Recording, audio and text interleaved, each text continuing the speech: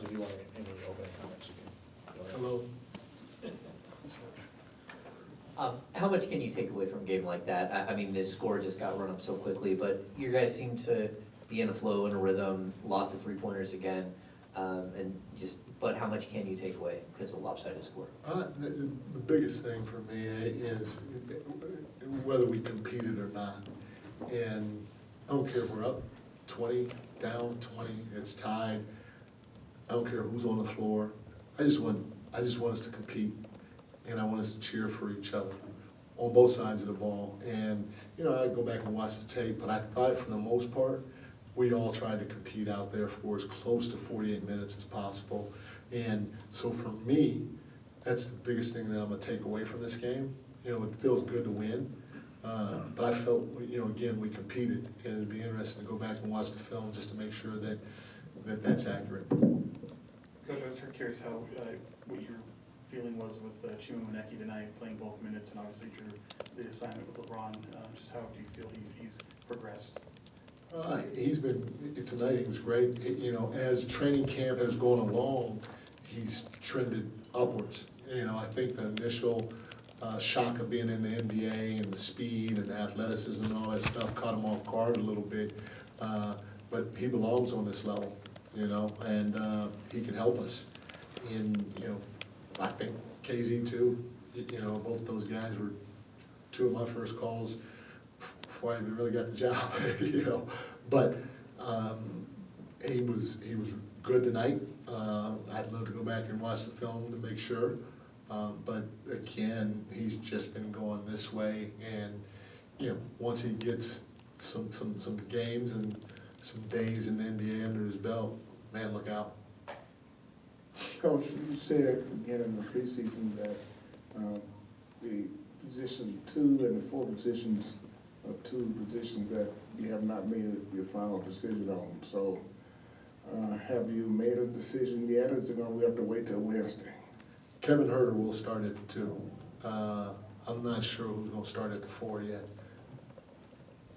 Coach, you talked about sort of the upward climb of Chuma, but Casey seems to have done the same exact thing. Just how impressed are you with how he seems to be building his confidence? There's 3 balls started falling tonight, just overall, he really has impressed on the defensive end. KZ's one of those guys that slipped through the cracks, and I'm glad he slipped into our lap. He's an NBA player. He can be, trust me on this now, he can be a high level defender in the NBA. He's got size, he's got strength, he's got athleticism, he's fast twitch, even though he doesn't say a word. He's intelligent, he got to Stanford, you know, and he's worked his tail off on shooting the catch and shoot 3. And he doesn't try to play outside his box. He knows what his role is, and he's embraced it. And I tell you what, we are lucky to have him because he gives us length, versatility, defense at a high level, because there are some cats out there that are 6'8", 6'9", they can put that ball in the hole. And so to have the flexibility of going to him and possibly Chima, it's, for a head coach, it's a sigh of relief. Brendan and then Hunter. Yeah, Coach, what have you thought of Domas on the defensive end? I think that he's maybe not looked at as a phenomenal defender, but what have you seen from him on that end? Domas has been fantastic. He's our quarterback.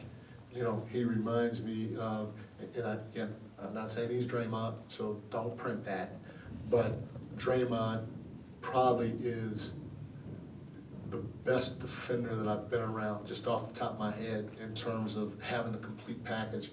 But where I'm going with it is Draymond's ability to talk the entire defense through a possession.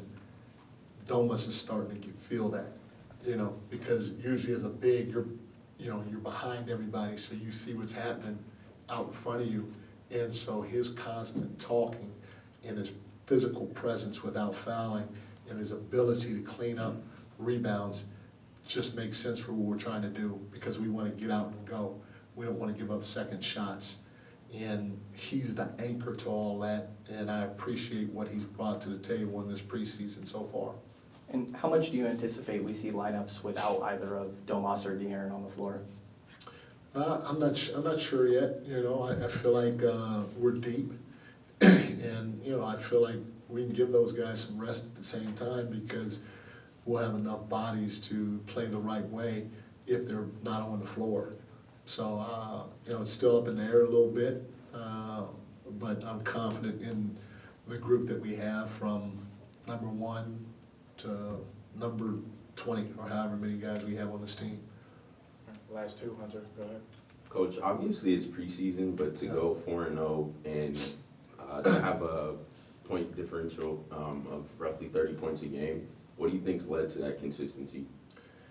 You know, I said this before, one of the things that I wanted to see from day one is, I wanted to see if everybody was gonna be all in, because not everybody can play the minutes that they think they deserve. It's just impossible. And we're deep. We gotta give Monty McNair and his staff a lot of credit, and Vivek credit for spending the money. And so guys have to be all in. They gotta embrace their role and support their team mates if they're not on the floor, and be ready when their number's called. So for me, I look at that first, and then second, I look at our competitiveness, and can we sustain it for 48 minutes? And both of those things I saw a lot of. And so for me, that's the takeaway more than us winning by a certain margin or anything like that. If we do those things, the score will sort itself out at the end of the day. Jason, last one. Mike, congrats on another win. You know, this team hasn't been good at defense in a long, long time. And I know there's a lot of new faces here and there's been a lot of turnover, but how have you, your staff, these players, kind of put the pieces together and implemented what looks like pretty sound defense?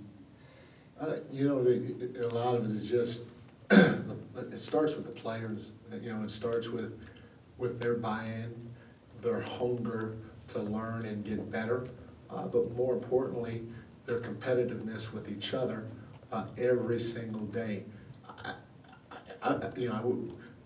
I really don't want y'all in there the whole practice, but there's a part of me that wishes that you guys were in there the whole practice so you can see how hard they go against each other. It's no joke. I believe our practices are harder than our games because that's how hard we're trying to push each other. And you know, you got guys like Deladova that he doesn't know any other way but to go hard.